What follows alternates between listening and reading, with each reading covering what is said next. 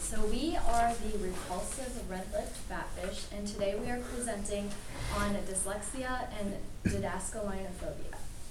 So the definition of dyslexia is a disability that includes difficulty in the use and processing of words, letters, and other symbols, but does not affect general intelligence. A few facts about dyslexia include dyslexia is the result of neurological damage. Dyslexia is not the result of neurological damage, but the product of neurological development. It can vary from mild to severe. 74% who are not diagnosed by second grade, their dyslexia continues on throughout adulthood. Dyslexia affects 20% of the U.S. population, and it is the most common learning disability. 80% of special ed students have dyslexia, and then dyslexia is hereditary. It's often passed down from family to family. So a few solutions for dyslexia in the classroom is to teach your student with dyslexia in limited steps. So oftentimes use like 2 steps or fewer. They will get very confused if you have a long list of do's and don'ts. Give them additional times on tests. It is proven that students their grades improve tremendously if you give them extra time on a test, students with dyslexia. Find that student's best method of learning and try to constantly teach them in that way. Maybe have a one-on-one with that student and see how they learn best, what helps them, what you shouldn't do in the classroom. And then another thing is grouping the students up in pairs. That way, if you're doing a reading assignment, they can rely on their partner to help out with comprehending the reading.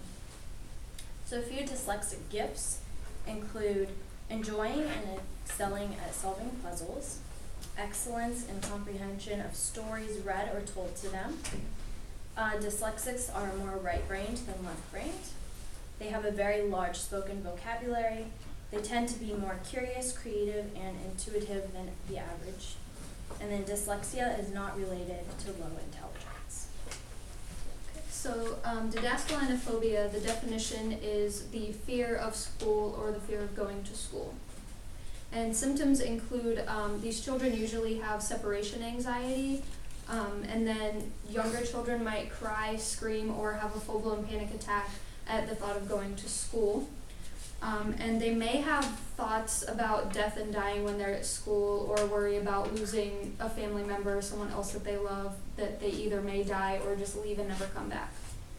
And extreme symptoms include dizziness, heart palpitations, dry mouth, excessive sweating, breathlessness, nausea, and full-blown panic attack, and other symptoms.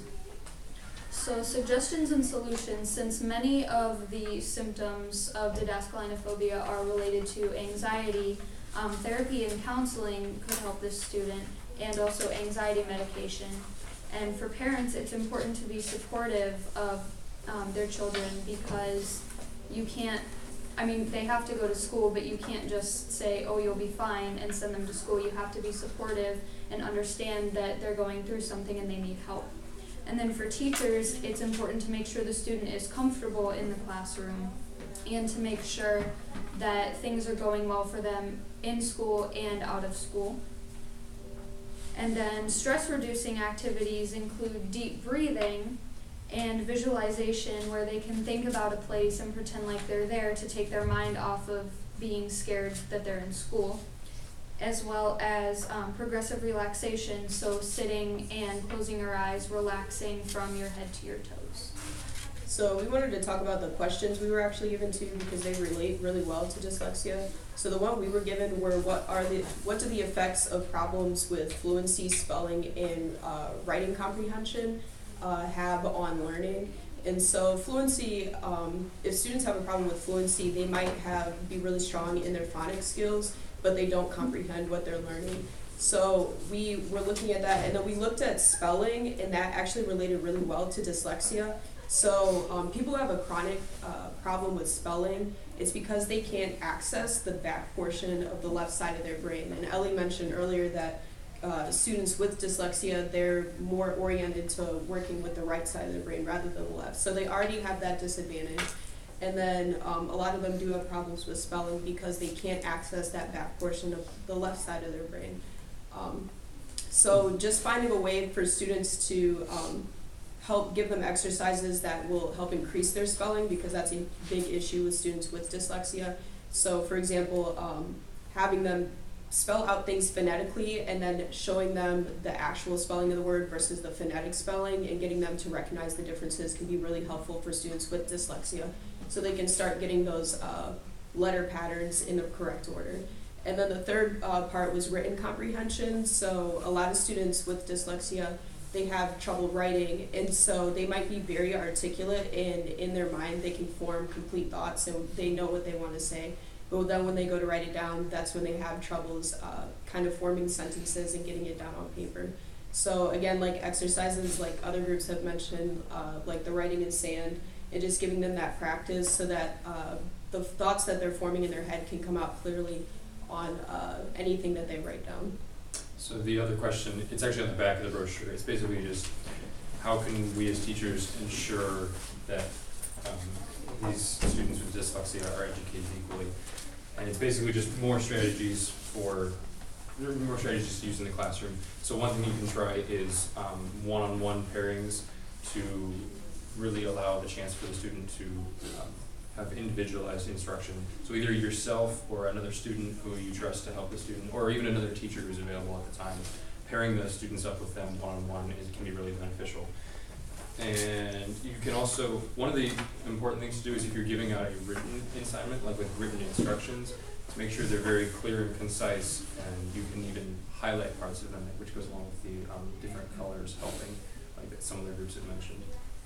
And another thing you can do is break the assignments down into smaller parts, because a lot of the times dyslexia can be associated with anxiety, like if they're getting nervous, oh my gosh, I have to read this and it's really hard for me to do. If you break it down into small parts, it won't be as stressful for them. If they have a reading assignment, you can give them like a reading guide, so maybe make a bulleted list of the main points of the reading and hand that out beforehand and help them work through it, follow along. And one of the other groups mentioned before, recording lessons or the directions for an assignment like orally, so they can listen to it instead of having to read it, can be extremely beneficial, because that just works around the restriction altogether. And so we'd like to close with a quote that's actually in the middle of the brochure. It's, "Dyslexia is not a pigeonhole to say you can't do anything. It's an opportunity and a possibility to learn differently." To appreciate the differences that these students have and try to see how those are actually benefits.